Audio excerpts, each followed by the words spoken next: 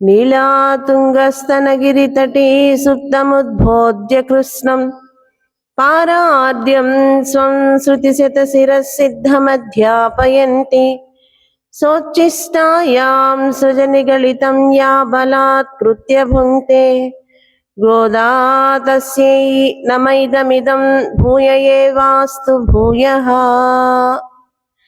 ప్రియ భగవద్బంధువులారా, మనం ధనుర్మాస వ్రతాన్ని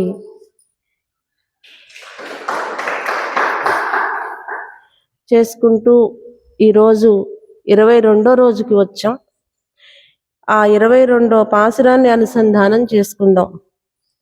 அங்கண்மாஞ்சாலத்தரசர் அபிமான பங்கமாய் வந்து நின் பள்ளி கட்டில் கீழே செங்கல் மேற்பார் போல் வந்து தலை பெய்தோம் கிங்கின் வாய் செய்து தாமரை பூ போலே செங்கன் சிறிதரே எம்மேல் விழியாவோ திங்கள் மாதித்தியனும் மெழுந்தற் போல் அங்கனிரண்டும் கொண்டு எங்கள் மேல் நோக்குதியேல் எங்கள் மேல் சாபமெளிந்தேலோ ரெம்பாவாய். అంగణ్ మాంచాలత్తరసర్ అభిమాన భంగమాయ్ వందు, అది చెప్తున్న రాండాళ్ గోపిక ఈరోజు. నిన్నటి రోజున నీలాదేవి గోపికలతో చేరి శ్రీకృష్ణుని నిద్రలేపడానికి ప్రయత్నం చేశారు. అయినా శ్రీకృష్ణుడు లేచినట్లుగా లేరు. ఈరోజు కూడా అదే ప్రయత్నాన్ని చేస్తూ ఉన్నారు. అంగణ్ మాంచాలత్తరసర్ అభిమాన భంగమాయ్ వందు, ఈ భూమండలాన్ని పరిపాలన చేస్తూ ఉన్న రాజులందరూ కూడా వాళ్ళ అభిమానాన్ని పోగొట్టుకుని వాళ్ళు నీ మంచం కోళ్ళ దగ్గర గుంపులు గుంపులుగా చేరి ఉన్నారు. నువ్వు లేవాలి. తర్వాత నువ్వు అంటే కృష్ణ, నీ కంటి సౌందర్యం మేము వీక్షించాలి. కింగిన్ వాయి చేయదు తామరై పూపోలే, తామర మొగ్గ విచ్చుకున్నట్లుగా చిరుగంటలో చిన్నగా ఇలా గీత ఉండి, ఆవు దూడలకి మనం చిరుగంటలు కడుతూ ఉంటాం, మువ్వలు అంటారు వాటిని. ఆ మువ్వలు శబ్దం చేసేటప్పుడు లోపల చిన్న బాల్ లాగా ఉంటుంది, ఒక చిన్న గీత ఉండి ఆ బాల్ కనిపిస్తూ ఉంటుంది మనకి.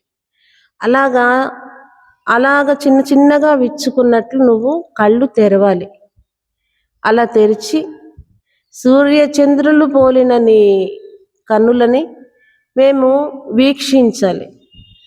అలాగ నువ్వు నిద్ర లేవాలి అని చెప్తోంది ఆండాళ్ గోపిక శ్రీకృష్ణుణ్ణి. అభిమాన భంగమాయ్ వందు అని చెప్తుంది. ఒక్కొక్కటి మనం చెప్పుకుంటూ వస్తూ ఉన్నాం. ఏంటి అంటే మనకి అరిషడ్వర్గాలు ఉండకూడదు, అహంకారం ఉండకూడదు, దంభం ఉండకూడదు, ఇలాగా చెప్పుకుంటూ వస్తూ ఉన్నాం. అవి మనకి ఉంటే మనం ఎటువైపుకి వెళ్తాము అని అంటే అసుర సంపదలోకి వెళ్తాం.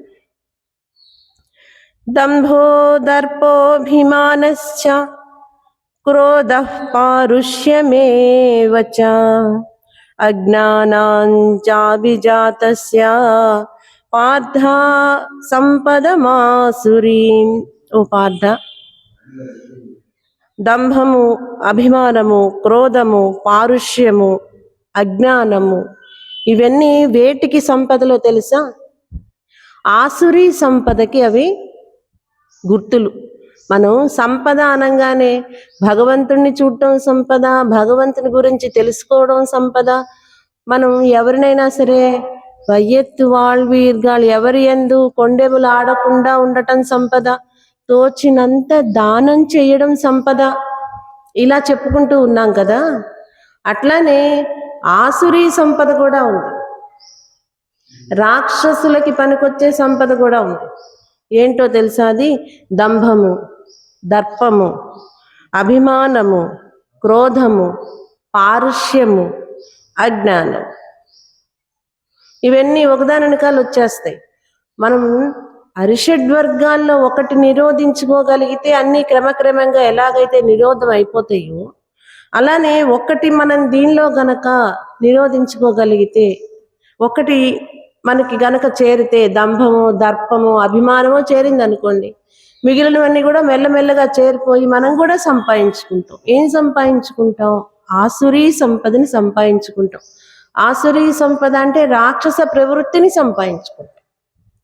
ఆ రాక్షస ప్రవృత్తి వేటి వల్ల ఏర్పడుతుంది అని అంటే, దంభం ఉండకూడదు.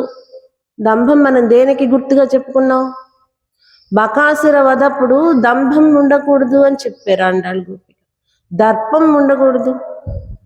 ఆ దర్పం మనకి అభిమానాన్ని కలిగజేస్తుంది. ఇప్పుడు అభిమానం ఉండకూడదు అని చెప్తున్నారు. ఒక్కొక్కటి అహంకారం ఉండకూడదు, మమకారము ఉండకూడదు, అట్లానే క్రోధం ఉండకూడదు. క్రోధాద్భవతి సమ్మోహ, సమ్మోహా శృతి విభ్రమ, శృతిభ్రంశా బుద్ధినాశో, బుద్ధినాశా ప్రణశ్యతి. ఒక్క క్రోధం మనకుంటే మోహం ఏర్పడుతుంది. ఒక్క క్రోధం మనకుంటే మనకి బుద్ధి నాశనం అయిపోతుంది. బుద్ధి నాశనం అయిపోతే మనం ఏమవుతాం? క్షిపామి, తోసివేయపడతాం. ఎక్కడ తోసివేయపడతాం? అసుర యోనుల్లోకి తోసివేయపడతాం. అందువల్ల ఒక్కటి మనకు ఉండకూడదు. ఆ ఒక్కటి మనం కంట్రోల్ చేసుకోగలిగితే మిగిలినవన్నీ కూడా నిదానంగా మెల్లమెల్లగా తగ్గుకుంటూ వస్తాయి అన్నమాట. క్రోధం తపమును చేరుచున్, క్రోధం అనిమార్య గుణములు బాపున్, క్రోధం ధర్మక్రియలకు బాధయగున్, క్రోధిగా జనునే తపస్వినునకు. తపస్సు చేయాలనుకునే వాళ్ళకి క్రోధం ఉండకూడదు. ఒక్కొక్కటి తెలుసుకుంటే, ఆ ఒక్కటి ఉంటే వీళ్ళు దానివల్ల పాడయ్యారు అనే విషయం మనకి తెలుస్తుంది. క్రోధం ఉండటం వల్ల తపస్సు మనకి బాధ కలిగిస్తుంది. చేసిన తపస్సు అంతా కూడా భృగ్గి అయిపోతుంది. అట్లా తపస్సు చేసి పాడు చేసుకున్న వాళ్ళు ఉన్నారా అంటే ఉన్నారు. మహర్షులు చాలా మంది ఉన్నారు. క్రోధంతో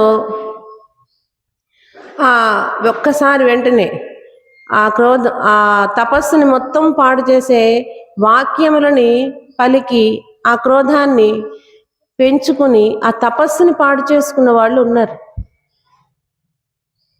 అలాగా అప్పుడు ఏమైనట్టు? వాళ్ళు తపస్సుకి పనికి రారు. అలానే మనం 22 రోజుల నుంచి ఈ వ్రతం చేస్తున్నాం. ఇవాళ 22వ రోజు. ఈ 22 రోజుల నుంచి కూడా చేస్తున్న వ్రతంలో ఆండాళ్ళ గోపిక మనకి కొన్ని సంపదలు కావాలి.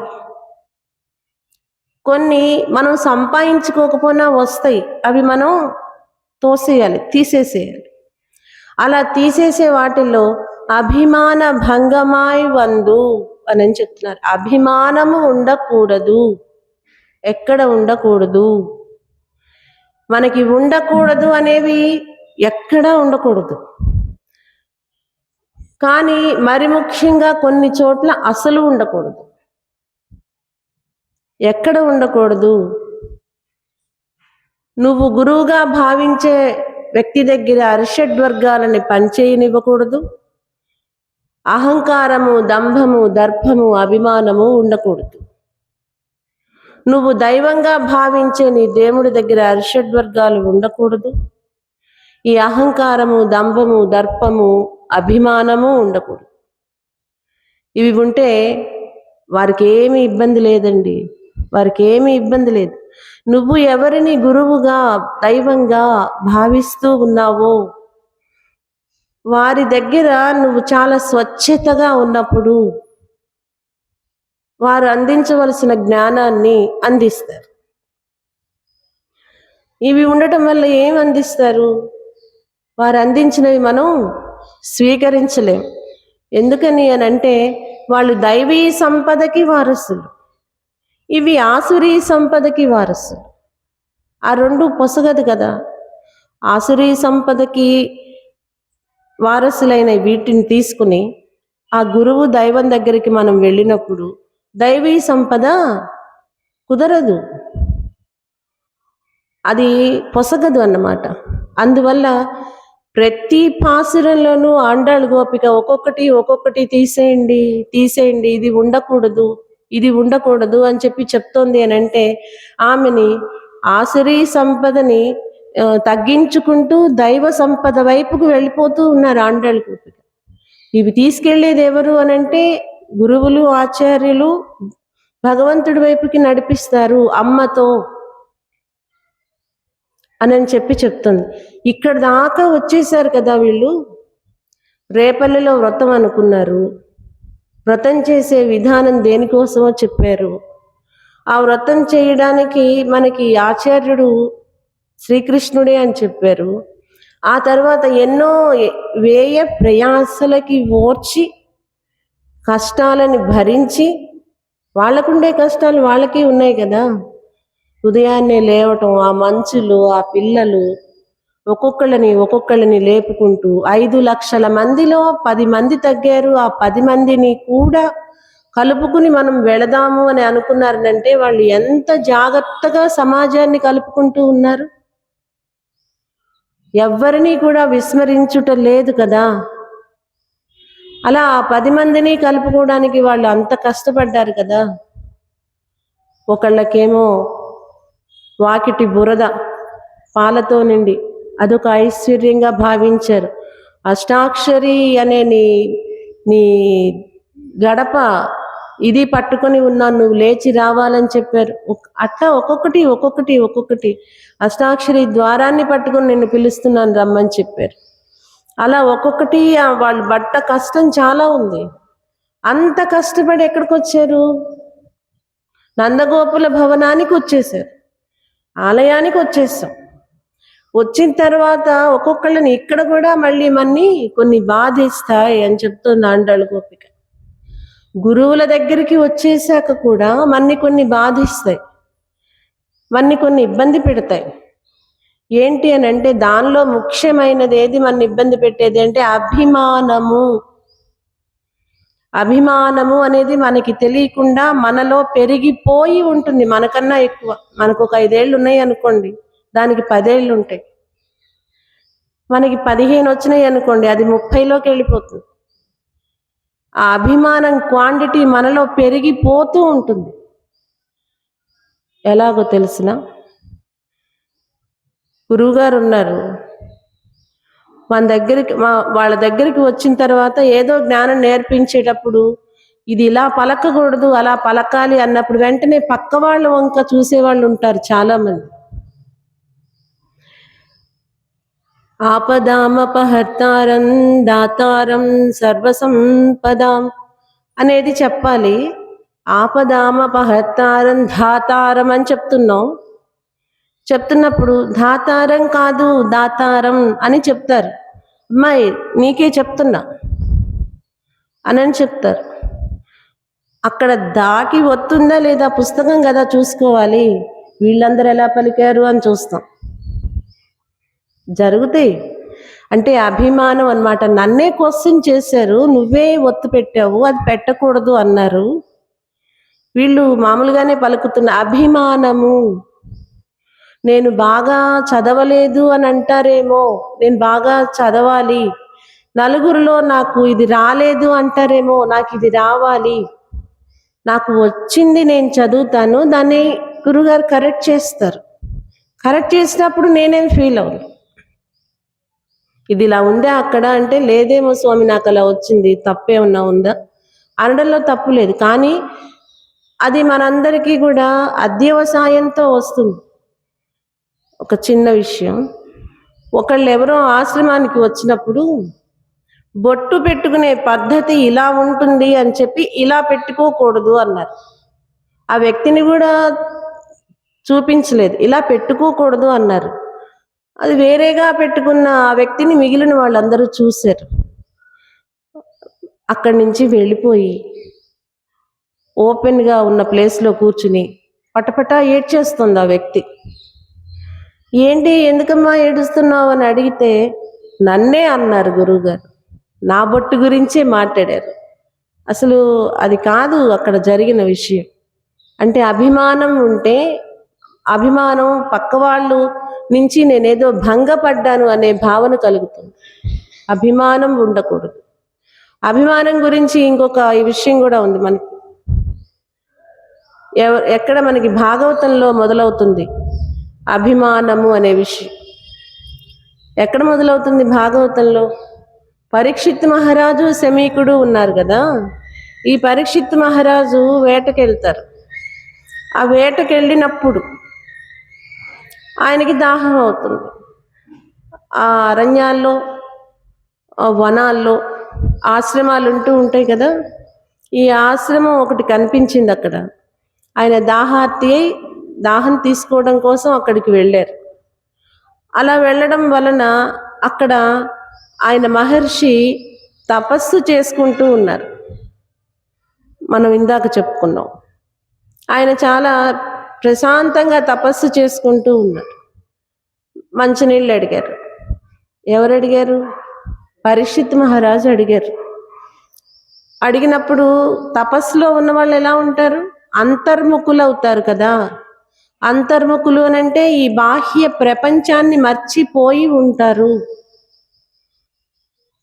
అక్కడ తలుపు తీశారు, ఇక్కడ గంట కొట్టారు, లేదు ఇక్కడ ఏదో ఎవరో వచ్చినట్టు అలికిడైంది, ఇలాంటివన్నీ ఉంటే మనం తపస్సు కూర్చున్నట్లు కాదు. మనం బాహ్య స్మృతిలోనే ఉన్నాం.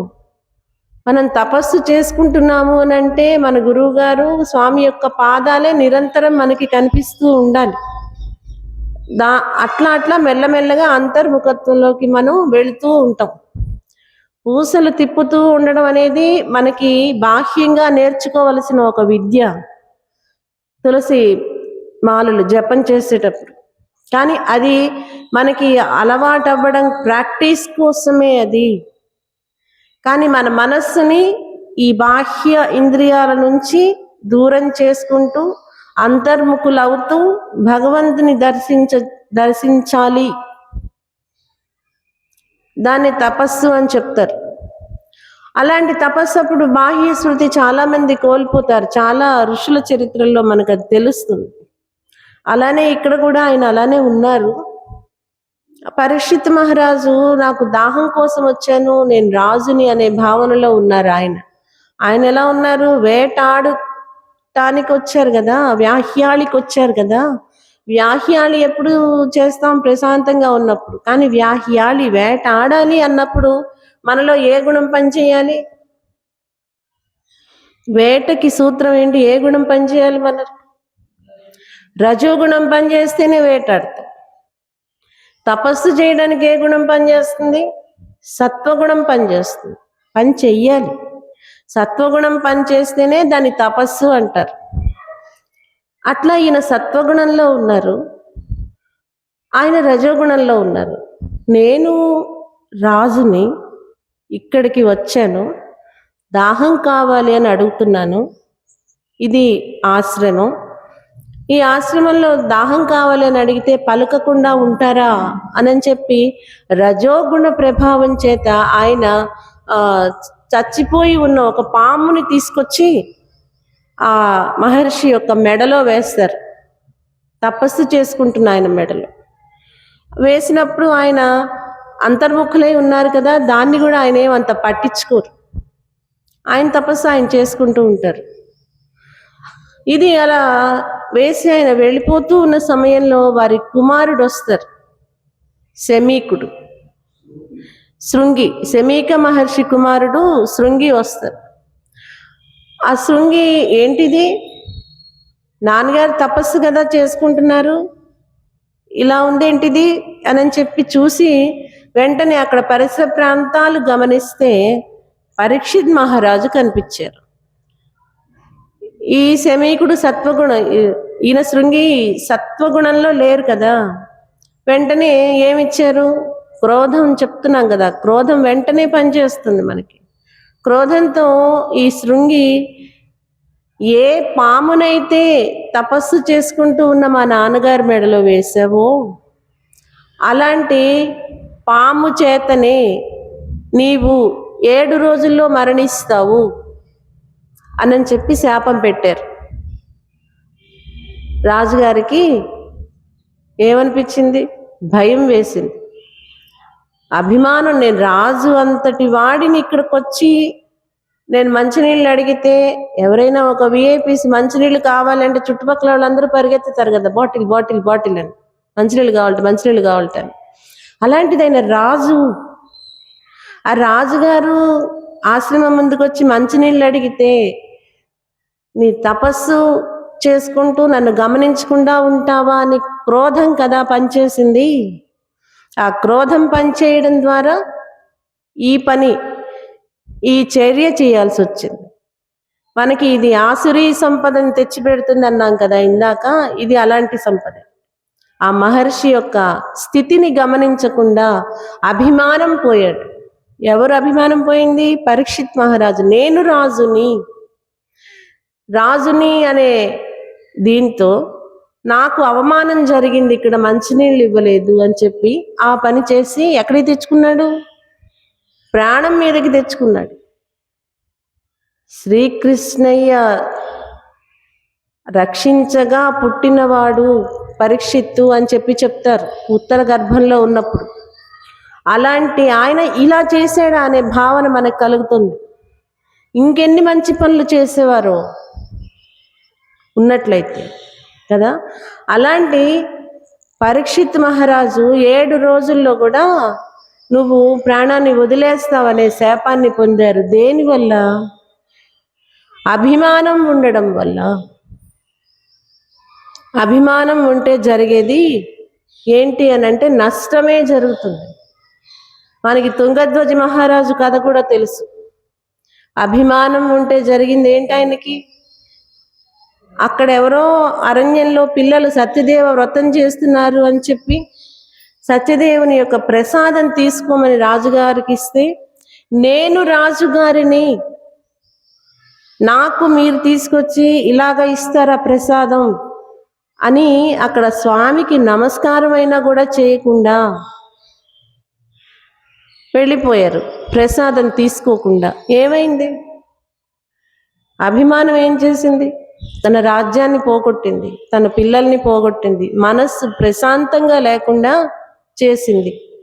మనం చేసేది ఒక్క పనే, అరిషడ్ వర్గాల నుంచి, దాని నుంచి ఇన్నర్ ఆర్గాన్స్ లాగా బాధపడేవి లోపల ఏమిటి అని అంటే మనస్సు బాధపడుతుందండి. ప్రతి దానికి కూడా మనస్సే బాధపడుతూ ఉంటుంది. నేను అలా చేసి ఉండకుండా ఉండాల్సింది. మనస్సు గుర్తు చేస్తూ ఉంటుంది, నేను ఇలా అనకుండా ఉండాల్సింది. అది మనస్సు ఎప్పుడు కూడా మనని, నువ్వు ఇది తప్పు చేసావు, లేకపోతే నువ్వు ఇలా మాట్లాడడం వల్ల ఈ బాధపడుతున్నావు అని చెప్తూనే ఉంటుంది. అది రెక్టిఫై చేసుకోమని కూడా చెప్తుంది. అది నువ్వు కరెక్ట్ చేసుకో, నీ వాక్కు ద్వారా పరుషంగా మాట్లాడటం వల్ల ఇబ్బంది పడుతున్నావు, ఇలాగ చెప్తుంది. అది నేను ఇక్కడ తప్పు చేశాను, ఈ తప్పుని ఒప్పుకోవాలి అనే ఆలోచన కలిగింది అనుకోండి, నిరభిమాని అయిపోతాడు. నిరభిమాని అయిపోయినప్పుడు ఏం జరుగుతుంది? భగవంతుడు వచ్చేస్తాడు. మనకి నిరభిమానం ఉందనుకోండి, భగవంతుడు వస్తాడు. గోపికలందరూ నిరభిమానంగానే ఉన్నారు అక్కడ. వారితోనే తిరిగారు, వారితోనే ఆడుకున్నారు శ్రీకృష్ణయ్య. వారికి ఎటువంటి కష్టం నష్టం ఏమి రాకుండా ఆయన చూసుకున్నారు. ఇవి మనకి తెలిసిన విషయాలే. ఆ గోపికలు ఎటువంటి కష్టం కలిగినా ఆయన వెంటనే వచ్చి వారి కష్టాన్ని తీర్చేశారు. భాగవతం 10వ స్కందంలో ఇవన్నీ మనం చెప్పుకుంటూ ఉంటాం. అలాంటి అభిమానం మనకి ఉండకుండా ఉండాలి. అభిమానం ఎవరికి ఉంటుంది అంటే రాజులకి ఉంటుంది. అలాంటి రాజులు ఈ భూమండలాన్ని అంతటినీ కూడా జయించి వారి అభిమానాన్ని పోగొట్టుకొని చక్రవర్తి అయిన నీ దగ్గరికి, రాజులకి కూడా ఉంటాయి కదా, సామంతరాజు, రాజు, మహారాజు, చక్రవర్తి, ఇలా ఉంటాయి పోస్టులు. అలాంటి చక్రవర్తి అయిన నీ దగ్గరికి అభిమానాన్ని పోగొట్టుకొని వచ్చారు. రాజులనే ఎందుకు చెప్పారు అనంటే వారికి అభిమానం ఉంటుంది, దర్పం ఉంటుంది. అది వాళ్ళకి అవసరం. మనకి అరిషడ్ వర్గాలు కూడా అవసరం. అవి మోతాదులు మించితే అనవసరం. అవి మోతాదు మించినాయి అనుకోండి మనని పాడు చేస్తాయి. అలానే వీళ్ళకి ఉంది, అభిమానం ఉంది. వీళ్ళకి ఉన్న అభిమానం మోతాదు మించకుండా వచ్చి ఇక్కడ స్వామి యొక్క పాదాల దగ్గర గుంపులు గుంపులుగా ఉన్నారు. ఒక్కళ్ళుగా లేరు, గుంపులు గుంపులుగా ఉన్నారు. ఎందుకు గుంపులు గుంపులుగా ఉన్నారు? స్వామి దగ్గర మంచపు కోళ్ళ దగ్గర చేరి ఉన్నారు. ఒక్కళ్ళుగా ఎప్పుడూ లేరు, అందరూ గ్రూప్ వైడ్గా ఉన్నారు. ఎందుకు? ఒక్కడుగా ఉన్న భరతుడు రామచంద్రమూర్తి అరణ్యాలకు వెళ్ళినప్పుడు రామచంద్రమూర్తిని చూద్దామని చెప్పి వచ్చారట. ఎవరు? భరతుడు. వచ్చినప్పుడు ఆ భరద్వాజ మహర్షి, గుహుడు వీళ్ళందరూ అనుకున్నారట, రామచంద్రమూర్తిని ఇక్కడ కూడా ఉంచడా ఈ భరతుడు? ఇది కూడా తన రాజ్యం అని ఏమన్నా వస్తున్నాడా ఏంటో చూడాలి అని చెప్పి, అసలు ఆయనలో అలాంటి ఆలోచన లేకపోయినా ఒక్కడుగా ఉండటం వల్ల అలా భావించవలసి వచ్చింది. ఒక్కరుగా ఉన్నాం అనుకోండి, గ్రూప్లో కలవకుండా ఏమంటారో తెలుసా? కొంచెం ఆమెకి ఇది ఎక్కువలే, టెక్కు ఎక్కువలే, ఎట్లయినా కొంచెం పెడగానే ఉంటుంది. వాళ్ళు అంటారు, నాకు అందరితో కలిసి మాట్లాడటం అలా రాదండి, వాళ్ళలా నేను మాట్లాడలేను అంటారు. అది వాళ్ళకి తెలియదు. భరతుడికి ఇక్కడ లేదు. రామచంద్రమూర్తిని ఇక్కడి నుంచి పంపించేసేయాలని ఉద్దేశం లేదు, కానీ కలిసి లేడు కదా. అందువల్ల ఏమనుకుంటున్నారు, ఇక్కడ కూడా ఉంచడా ఏ రాముణ్ణి? సైన్యాన్ని కూడా తీసుకుని వస్తున్నాడే. రాజుగారు అన్నాక సైన్యం రాకుండా ఉండదు కదా. రాజుగారు అన్నాక అక్కడ ఉన్న పరివారం వారితో రాకుండా ఉండదు కదా. అట్లా వచ్చాడు భరతుడు. అన్నని చూడాలి, ఎందుకు ఇలా జరిగింది, ఆయన లేరు కదా అక్కడ, అందుకని వస్తే చూసేవారు ఏమనుకున్నారంటే, ఈయన ఇక్కడ కూడా ఉంచడేమో, అంత అభిమానమా అని అన్నట్లుగా అనుకున్నారు భరతుడిని చూసి. అదే లక్ష్మణస్వామిని చూసి, రాముడితో కలిసి ఉన్న లక్ష్మణస్వామిని చూసి, రామచంద్రమూర్తి సీతాదేవికి అహం సర్వం కరిష్యామి అని చెప్పి, అన్నా నేను నీతో వస్తాను అని చెప్పారు లక్ష్మణస్వామి. ఆయన నీకు ఏది కావాలన్నా నేను నీ సేవ చేయడానికి సిద్ధంగా ఉన్నాను, నిరభిమాని అయి నిరభిమానంగా లక్ష్మణస్వామి రామచంద్రమూర్తి దగ్గర ఉన్నారు. వాళ్ళిద్దరు అన్నదమ్ములండి. అన్నదమ్ములైనప్పుడు అన్న కుర్చీలో కూర్చుంటే తమ్ముడు కింద కూర్చుంటారా? కూర్చోరు. ఏమంటారు? మేమిద్దరం అన్నా తమ్ముళ్ళం అని చెప్పి అన్నీ సమానంగా ఉండాలి అంటారు.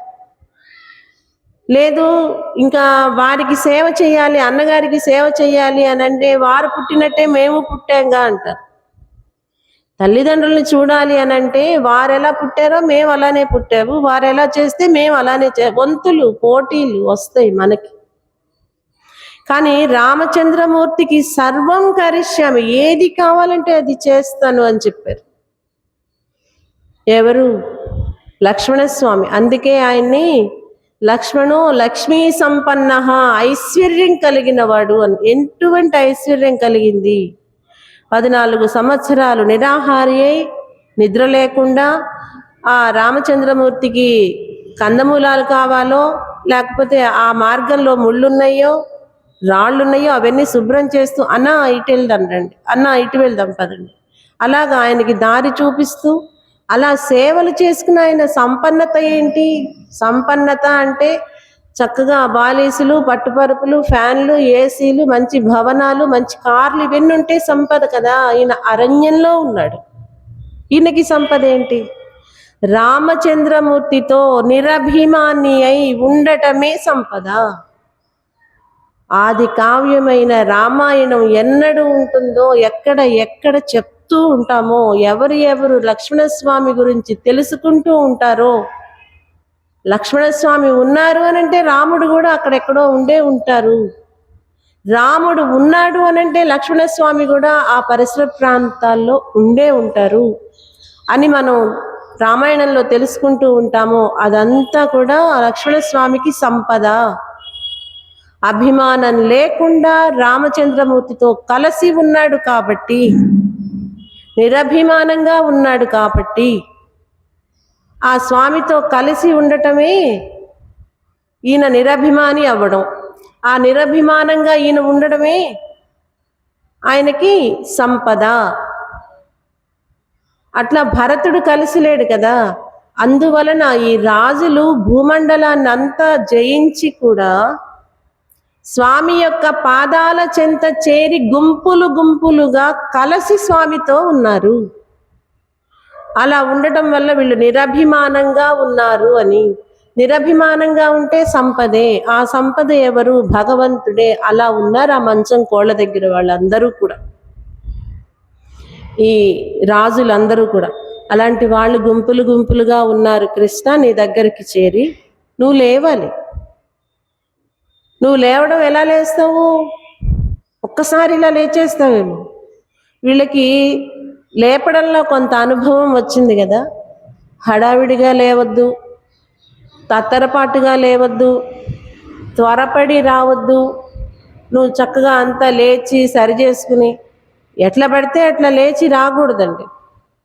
ఒకవేళ మనం ఏ మధ్యాహ్నమో ఏ రాత్రో పడుకున్న ఉన్న సమయంలో బయటికి రావాల్సిన పని వచ్చింది అనుకోండి, లేచినట్లుగా లేచేసి వచ్చేయకూడదు. అలా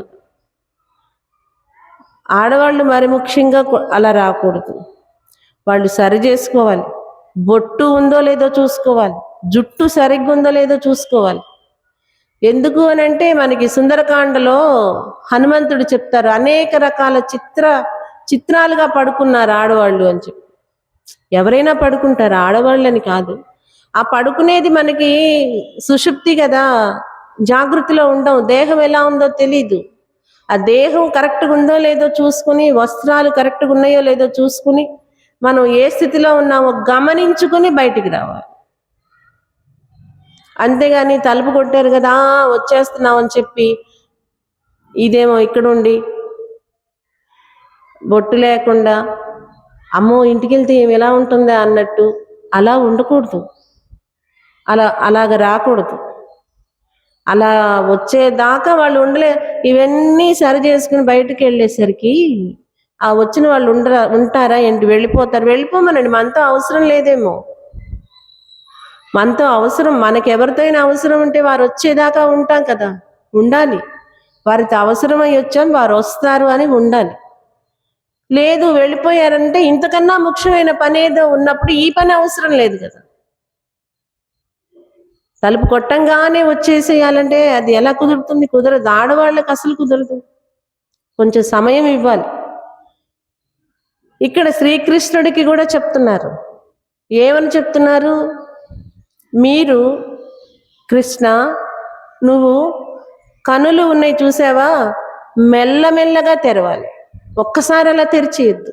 ఎందుకో తెలిసినా, నీ కన్నులని ఎలా పోలుస్తాం? సూర్యచంద్రుల్లా పోలుస్తాం. తామర కనుల వంటి 14వ పాసురంలో చెప్పుకున్నాం మనం. కలువలు ముకుళిస్తున్నాయి, తామరలు వికసిస్తున్నాయి అని చెప్పుకున్నాం. అలా తామర కన్నుల వంటి శ్రీకృష్ణుని యొక్క కన్నులు మనం దేంతో పోలుస్తామనంటే సూర్యచంద్రులతో పోలుస్తాం.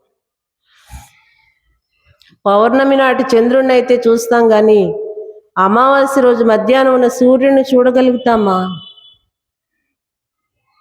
కొంచెం ఉదయిస్తూ ఉన్న సూర్యుడు కాకుండా అరుణోదయం ఉషోదయం అయిపోయి సూర్యోదయంలోకి వచ్చేసిన సూర్యుడిని చూడగలుగుతామా?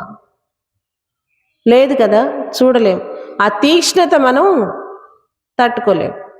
అందువల్ల గోదాదేవి మెల్లమెల్లగా మెల్లమెల్లగా నీ కళ్ళు తెరవాలి. అలాగ తెరవాలి. దానివల్ల ఏమవుతుందో తెలుసా? మేము నేను నాది అనేవి ఏమన్నా మాకు ఉన్న మనస్సుకి ఉన్న రజస్సు ఏదన్నా ఉందనుకోండి, అది పోతుంది. అలాంటివి ఏమైనా అంటుకొని ఉంటే పోతాయి. అందువలన నువ్వు మెల్లమెల్లగా కన్నులు తెరచి లేవాలి అని చెప్తోంది ఆండాళ్ గోపిక ఈరోజు పాసురంలో. భాగవతంలో మనకి చెప్తారు, స్వామి నీవు నీ ఇది లేకపోతే మేము ఏ పని చేయలేం. నీ కరాబ్జంబులు నెరనంటితివి గాని నువ్వు నీ చేతులతో మమ్మల్ని తాకితే గాని మేము మిగిలిన పనులకి వెళ్ళాం. ఇలాగ చెప్తారు భాగవతంలో. అలానే ఇప్పుడు నువ్వు లేచి మమ్మల్ని చూస్తే తప్ప మేము ఇంకొక పనికి, అంటే ఇంకొక విషయం మాకు అర్థం కాదు అని చెప్తున్నారు. నీ సుందర ఆకృతి నియతి చూచిన కాని చూడవు అన్యంబులు చూట్క కవులు అని చెప్తున్నారు. నువ్వు అలా మెల్లగా లేస్తూ ఉన్న నీ నేత్ర సౌందర్యమును చూస్తే కానీ మేము మిగిలిన వాటిని చూడ్డానికి వీలు పడదు, అంటే మా మనసు ఒప్పుకోదు. అలా చెప్తున్నారు గోపికలు ఈ పాసురంలో. భక్తుడు అంటే భగవంతుడికి ఎందుకు ఇష్టమో తెలుసు? భక్తుడు అనే వాళ్ళకి ఫస్ట్ ప్రిఫరెన్స్ ఇస్తాడు భగవంతుడు. ఎందుకు ఇష్టం ఆయనకి? ఈ 14 భువన భాండంబులు ఎవరి దగ్గర ఉన్నాయి? భగవంతుడి దగ్గర ఉన్నాయి. ఈ మనం చూస్తున్న 84 జీవ రాశులన్నీ కూడా ఎవరి దగ్గర ఉన్నాయి? భగవంతుడి దగ్గర ఉన్నాయి. ఆ భగవంతుడు వీటన్నింటికన్నా పెద్దవాడు కదా. ఆ వీటన్నింటికన్నా పెద్దవాడైన రూపాన్ని మనం దేంతో చూస్తాం? భగవంతుడు, శ్రీకృష్ణుడు, శ్రీరాముడు, వెంకటేశ్వరుడు, హనుమంతుడు, దేంతో చూస్తాం మనం? ఎలాగ గుర్తిస్తాం? వాళ్ళ యొక్క రూప సౌందర్యాన్ని బట్టి, రూప విన్యాసాలను బట్టి. ఫ్లూట్ ఉంటే కృష్ణుడు, బాణం ఉంటే రాముడు, కిరీటము శంఖచక్రాది ఆయుధాలు ఉంటే నారాయణుడు, కటివరద హస్తాలు ఉంటే వెంకటేశ్వరుడు. ఇలా వాళ్ళ భంగిమల్ని బట్టి మనం చెప్తూ ఉంటాం. కానీ ఇవన్నీ మనం ఐడెంటిఫై చేయడానికి కన్ను చూస్తూ ఉంటుంది. కన్ను చూస్తేనే కదా, ఆ కన్ను చూసి ఈయన కృష్ణుడు దండం పెట్టాలి, ఈయన రాముడు అని మనం గుర్తించేది. అలాంటి కన్ను గొప్పది. 14 భువన భాండాలు బజ్జులో ఉన్న కృష్ణుణ్ణి, ఈ 84 జీవరాశులు ఉన్న భగవంతుణ్ణి, మనకి ఈ పంచభూతాలని పరిపాలన చేస్తున్న కాలపురుషుణ్ణి, ఈ రూపంతో ఈ స్వామి ఇలా ఉంటారు అని చెప్పి చూపిస్తూ ఉన్నదేదో ఉంది చూసారా? ఆ కన్ను గొప్పది, చాలా గొప్పది. మిగిలిన వాళ్ళు ఒకవేళ కన్ను చూడలేని వాళ్ళు నామంతో కీర్తించటమే కానీ రూప సౌందర్యాన్ని చూడలేరు కదా. అది ఇబ్బందే కదా. ఒక భక్తుడు ఆలయానికి వెళ్ళి దండం పెట్టుకున్నారట. దండం పెట్టుకుందాం అని చెప్పి చూశాడు ఆయన. చూస్తే ఈయన ఏంటి, చక్కగా శ్రీకృష్ణుడు ఫ్లూట్ వాయిస్తూ ఉండి, త్రిభంగ లలితం ఇలాగా పెట్టి కృష్ణుడు వెనకాల గోవుండి, అలా ఉన్న కృష్ణుడు ఈయన రూపధ్యానం చేసుకుంటూ ఉంటారు. ఇక్కడికి వచ్చేసరికి ఏదో తేడాగా ఉంది అని చెప్పి తను చూసి గుర్తిచ్చారు. ఏంటి, ఎలా ఉన్నావేంటి నువ్వు? స్వామి, నేను దండం పెడదామని వచ్చాను, కానీ నువ్వు ఒక పని చెయ్యాలి. ఏంటో తెలుసా? నీవు ఈ కోదండాన్ని తీసేసి ఫ్లూట్ పెట్టుకో, ఆ నెత్తి మీద ఒక పింఛాన్ని ధరించు, అప్పుడు నేను నీకు నమస్కారం చేస్తాను. అంటే ఆయన కృష్ణుడిగా అనుకుంటున్నాడు. ఆయన దగ్గర కోదండ ఉంది, వేణువు లేదు అని ఎలా గుర్తించారు? చూపుతోనే కదా. ఆ కన్ను చాలా గొప్పది. ఇంతటి రచన చేస్తూ ఉన్న భగవంతుణ్ణి చూపించే కన్ను చాలా గొప్పది. అలాంటి కన్నులతోనే ఇక్కడ శ్రీకృష్ణుణ్ణి చూస్తున్నారు. ఈ శ్రీకృష్ణుడు సూర్యుడి వలె తీక్ష్ణంగాను, చంద్రుడి వలె చల్లగాను మనకి సూర్యుడు కావాలి, చంద్రుడు కావాలి. వేడి తట్టుకోలేము, సూర్యకిరణాలు వద్దు అంటే మనం ఉండగలుగుతామా? ఈ భూమి మీద చాలా సూర్యుడు వచ్చి చాలా వాటిని ఇంకింప చేయాల్సినవి ఉంటాయి, చాలా వాటిని ఎండబెట్టాల్సినవి ఉంటాయి కదా. ఆ వేడితో కొన్ని పరిపక్వం కావాల్సినవి ఉంటాయి. ఆ వేడి సూర్యకిరణాలతోనే కదా సముద్రంలో ఉన్న నీటిని మేఘాలు స్వీకరించేది. అలాగ సూర్యుడు అవసరమే. అది మనకి ఈ భూమి మీద నడవడానికి సూర్యుడు లాంటి చూపు అవసరం. కానీ ఇక్కడే ఉండిపోకుండా, లేదు ఇక్కడే మనం ఇది అవ్వకుండా మనస్సుతో ప్రశాంతంగా, చంద్రమా మనసో జాతః అని చెప్తారు. చంద్రుని ఎప్పుడు మనస్సుతో పోలుస్తారు. ఆ మనస్సు ప్రశాంతంగా ఉండాలి. వెన్నెల చాలా బాగుంటుంది కదా. వెన్నెల అనగానే చల్లదనము, చక్కటి పువ్వులు వికసించే కాలము, అవన్నీ కూడా మన మైండ్లోకి వస్తాయి వెంటనే. అలాంటి నేత్ర సౌందర్యంతో నువ్వు లేవాలి అని చెప్తుంది ఆండాళ్ గోపిక. ఈరోజు అభిమానం ఉండకూడదు, ఆ అభిమానం నిరభిమానం అవ్వాలి. అభిమానం ఉండకపోతే భగవంతుడి దగ్గర అవుతాడు. ఆ భగవంతుడి దగ్గర ఆయన్ని మనం చూడగలగాలి అని అంటే మనకి నేత్ర సౌందర్యం చాలా ముఖ్యం. ఈ కన్ను చాలా గొప్పది. అలాంటి కన్నులు మన భగవంతుణ్ణి చూపిస్తాయి. అలాంటి భగవంతుణ్ణి మనం సూర్య చంద్ర వీటిలతో పోల్చి, గ్రహాలతో పోల్చి భగవంతుని యొక్క కన్నులు మనం దర్శిస్తాం. అలాగ లేవాలి అని చెప్పి శ్రీకృష్ణుని ఈ పాసురంలో ఆండాళ్ గోపిక నిద్ర లేపుతూ ఉన్నారు. శ్రీకృష్ణుని నిద్ర లేపుతూ ఉన్నారు. ఆయన లేవలే.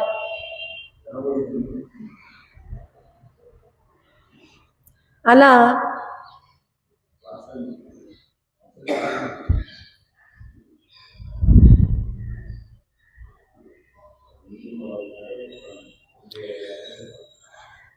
భగవంతుడి స్పర్శతో పాపాలు, రజస్సు తొలగిపోతుంది అని చెప్పి అనుకున్నాం కదా. ఎలాగా అలా తొలగిపోయినవి ఏమన్నా ఉన్నాయా? అట్లా ఏమన్నా ఉన్నాయా? ఆయన రజస్సుతో మన పాపాలు తొలగిపోతాయి అని చెప్పి అనుకున్నాం. ఏమన్నా ఉన్నాయా? గౌతమ మహర్షి ఆశ్రమంలో అహల్య రాయిలా అని చెప్తారు. రాయిలాగా కాదు, తను ధూళిలా ఉంది ఆశ్రమంలో. స్వామి యొక్క పాదం ఎప్పుడైతే ఆ ఆశ్రమంలోకి అడుగిడిందో ఆ ధూళితో ఆమె పాపము అనే రజస్సు నాశనమైపోయి అహల్య రూపం వచ్చేసింది. అంటే స్వామి మన్ని తాకినా, ఆయన మన్ని చూసినా మనలో ఉన్న దోషాలు దూరమైపోతాయి అనడానికి అహల్య శాప విమోచనం అనేది మనకి తెలుస్తుంది. అది చదువుతూ ఉంటే మనకు అది అర్థమవుతుంది. రామచంద్రమూర్తి ఎప్పుడైతే గౌతమ మహర్షి ఆశ్రమంలో ప్రవేశించారో, ఆ ఆశ్రమంలో ప్రవేశించగానే వెంటనే ఆమె అహల్యగా మారిపోవడం మనందరికీ కూడా తెలుస్తుంది. అట్లానే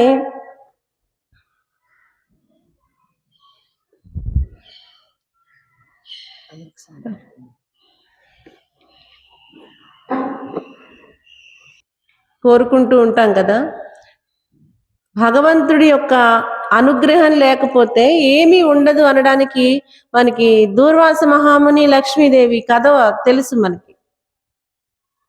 దూర్వాసుడు ఒకసారి వచ్చినప్పుడు ఇంద్రుడి దగ్గర, ఆయన స్వర్గంలో నారాయణుడి దగ్గర నుంచి వస్తుంటారు. ఆ నారాయణుడి దగ్గర నుంచి వస్తూ ఉన్న సమయంలో నారాయణ మూర్తి ఒక ప్రసాదం ఇస్తారు. ప్రసాదము అని అంటే అది ప్రసాదమే. అది పువ్వుల, కొబ్బరి చిప్ప, పొంగలి, దద్దోజనమా ఇలా కాదు. ప్రసాదము అని అంటే విశిష్టమైనది అని అర్థం. దానిలో ఏదో ఉంది. ఎలాగో తెలుసా?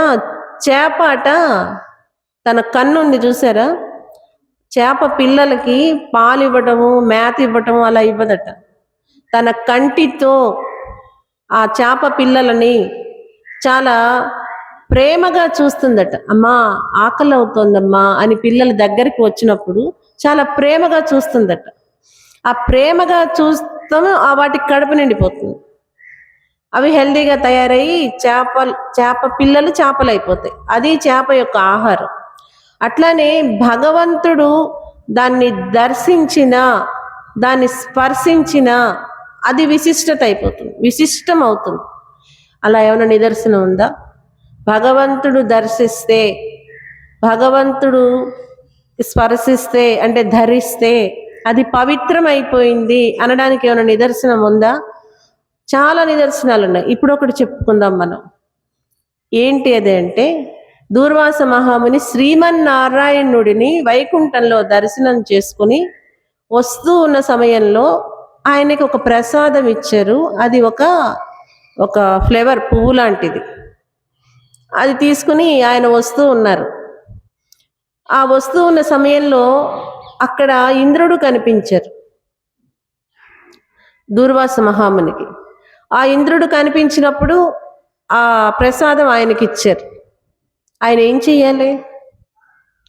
కళ్ళకద్దుకుని, మనకి ఇష్టం లేని ప్రసాదం ఇచ్చారు, లేదు మనం అది స్వీకరించలేని స్థితిలో ఉన్నా సరే, ముందు నీ యొక్క పార్డెన్, నువ్వు చాలా దయగా దాన్ని స్వీకరించావు, నువ్వు ఆ ప్రసాదం పట్ల చాలా కరుణ కలిగి ఉన్నావు, నీ యొక్క భక్తిని ముందు దానికి తెలియచేస్తే దానిలో ఉండే తత్వం నీకు తెలిసిపోతుంది. తర్వాత అది నువ్వు తీసుకుంటావా లేదా తర్వాత విషయం.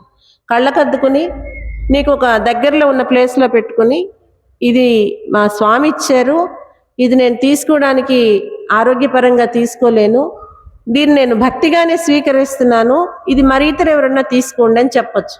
నేను తిన్నా, నాకు అది పెట్టద్దా, ఇలా అనకూడదు, ఇలా చెయ్యకూడదు, ఈ ప్రసాదం నాకొద్దు అనకూడదు.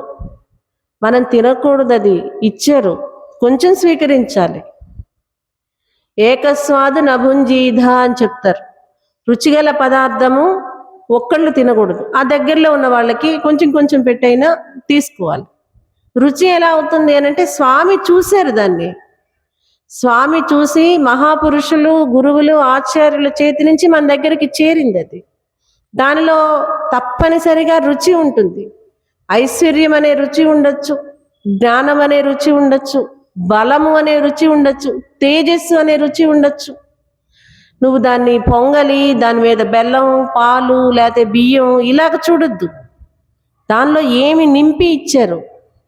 మనకి శక్తి కనిపించదు, శక్తినే చూద్దామంటే కనిపిస్తుందా? ఆ శక్తి దేంట్లో ఒక దానిలో నిక్షిప్తమై ఉంటేనే కనిపిస్తుంది. నాకు ఇది ఎత్తగలిగిన శక్తి ఉంది, ఇది తీసుకోవాలనుకున్నాను, ఇది తీసుకోవాలి అనుకునడానికి, నేను అది తీయడానికి మధ్య నాకు ఒక ఇన్స్ట్రుమెంట్ కావాలి. ఏంటి ఆ ఇన్స్ట్రుమెంట్ అంటే, నా చెయ్యే. నా చేత్తో నేను తీసుకోవాలి. నేను చేత్తో తీసుకోవడానికి నాకు చెయ్యి కావాలి, తీసుకోవాలనే మెమరీ కావాలి. ఈ రెండిటికి మధ్య ఒక శక్తి కావాలి. ఇలా తీయాలి అంటే కొంత శక్తి కావాలి కదా. శక్తి కనిపిస్తుందా? కనిపించదు, కానీ కావాలి. అలానే మనకి వారు దర్శించినవి, వారు ధరించినవి, వారు సృష్టించినవి భగవంతుడివి మనకిస్తే అవి ప్రసాదంగా తీసుకోవాలి. వాళ్ళ పనికి రాని మనకి ఇచ్చారులే, పనికి రాక ఇవ్వలేదు, పనికి రానివి నీకే ఇవ్వాల్సిన అవసరం లేదు, ఎవరికైనా ఇవ్వచ్చు. పనికి రాదు అని తెలిసినా కూడా నాకే ఇచ్చారు అని అంటే దీనిలో ఏదో విశిష్టత ఉంది. అలాగ స్వీకరించాలి, తన భక్తి భావనని తెలియచేయాలి. అలా వైకుంఠంలో ఉన్న నారాయణుడి దగ్గర నుంచి వస్తున్న ఆ పుష్పాన్ని ఈ దూర్వాస మహాముని ఆయనకి ఇద్దాం అనుకున్నారు. ఆయనకి ఇద్దాము అనుకున్నప్పుడు ఆయన చాలా భక్తిగా స్వీకరించాలి. ఎవరు? ఇంద్రుడు. అలా స్వీకరించలేదు. అలా స్వీకరించకుండా అది తీసుకుని అక్కడ ఉన్న ఒక ఏనుగు మీదకి విసిరివేశారు. దేంతో విసిరేసి ఉంటారైనా? మదంతో విసిరేసి ఉంటాడు. మనకి అహంకారము, దంభము, ఆసురీ సంపద కదా, ఆ అహంకారంతో మదంతో ఇసిరివేశాడు. ఇదేంటి, ఇది నువ్వు అట్టిదే అన్నట్టు. ఏదో చెట్టు కోసిన పువ్వే అన్నట్టు అన్నమాట. అలా అని ఇసిరేసాడు ఆయన. ఇసిరేయంగానే ఆ ఏనుగు ఒక తిక్క పుట్టింది. రాజ్యం రావాలనో, రాజ్యం సుభిక్షంగా ఉండాలనో, ఐశ్వర్యం కలగాలి అనో ఇచ్చుంటారు దూర్వాస మహాముని. ఆయన చాలా గొప్ప ఆయన ఒకసారి నరకం వైపుకు వెళ్ళి ఆ నరకంలో కుంభి, పాక, లోహిత, ధామ, తప ఇలాంటి నరకాలన్నీ ఉంటాయి అని చెప్తారు కదా. అవన్నీ ఉత్తీర్య అని మన దగ్గర చదివిస్తారు. ఆ పాపాలలో పడిన వాళ్ళందరినీ ఒకసారి ఆయన చూడ్డానికి ఇలా చూశారట. ఒక లోయలాగా వాళ్ళు ఉంటే ఈయన చూశారట. ఈయన పుండ్రధారణ చేస్తారు చూసారా. ఆ పుండ్రధారణ రజస్సు. మనం తిరువణి పెట్టుకున్నప్పుడు అది ఎండిపోయిన తర్వాత దాని నుంచి రజస్సు పడుతుంది కదా, తెల్లగా పౌడర్ లాగా. అది అలా పడిందట అక్కడ. పడేసరికి ఈ వీళ్ళందరూ ఉంటారు కదా యమకింకర్లు, వీళ్ళు హింసిస్తూ ఉంటే వాళ్ళు ఆ హింసని పొందటం లేదుట. కొంచెం అమ్మయ్య హాయిగా ఉంది అన్నట్లు వాళ్ళు కొంచెం ప్రశాంతంగా స్వస్థతకి చేరినట్టు ఉన్నారట. వెంటనే వీళ్ళకి డౌట్ వచ్చింది, ఏంటి వీళ్ళు ఇలా ఉన్నారు అని చెప్పి చూసేసరికి దూర్వాస మహాముని వాళ్ళని చూస్తున్నారట. ఆయన పుండ్ర రజస్సు పడితేనే వాళ్ళ పాపాలు నాశనం పటాపంచలు అయిపోయినాయే.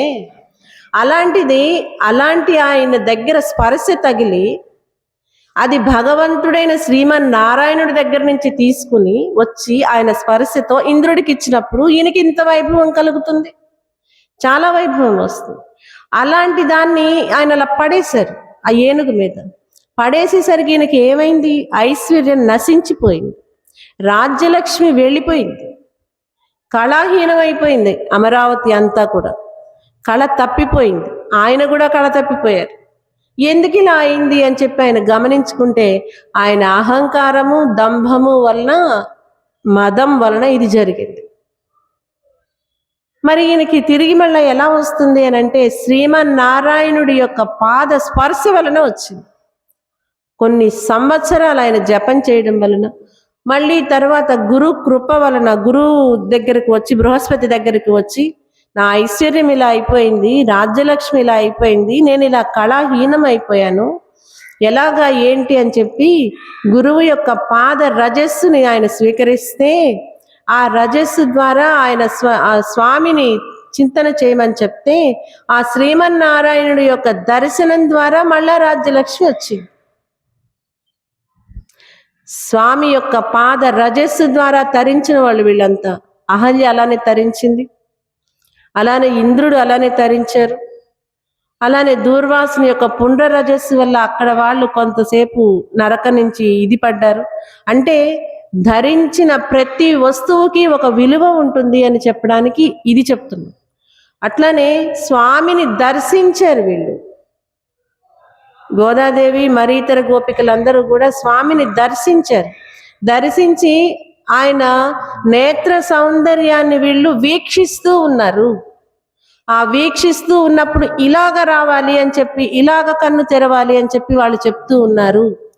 అలాగా కృష్ణయ్య కన్నులు కింగిణ్వాయ్ చేదు తామరై పూపోలేలాగా తామర పువ్వులు మెల్లమెల్లగా వికసించినట్లు లేచారు, లేవలేదు, రేపైనా లేస్తారు, లేదో రేపు చూద్దాం అని చెప్పి తెలియచేస్తూ నామం చెప్పుకొని ముగిద్దాం. ఓం నమో భగవతే వాసుదేవాయ.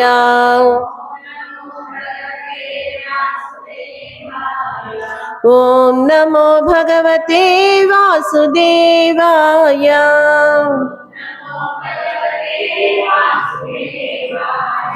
ఓం నమో భగవతే వాసుదేవాయ.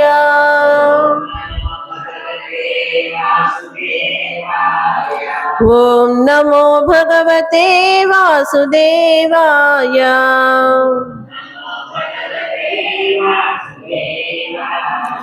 ఓం నమో భగవతే వాసుదేవాయ.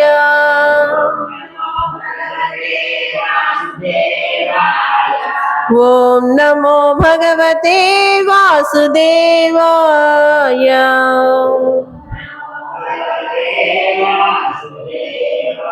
श्री कृष्ण भगवान की, आंडाल गोपिक की, विकनसाचार्य महर्षि की, आचार्य गोष्ठी की, भागवत गोष्ठी की, ఏడుకొండలవాడ వెంకటరమణ గోవింద గోవింద. ఓం శ్రీహరి.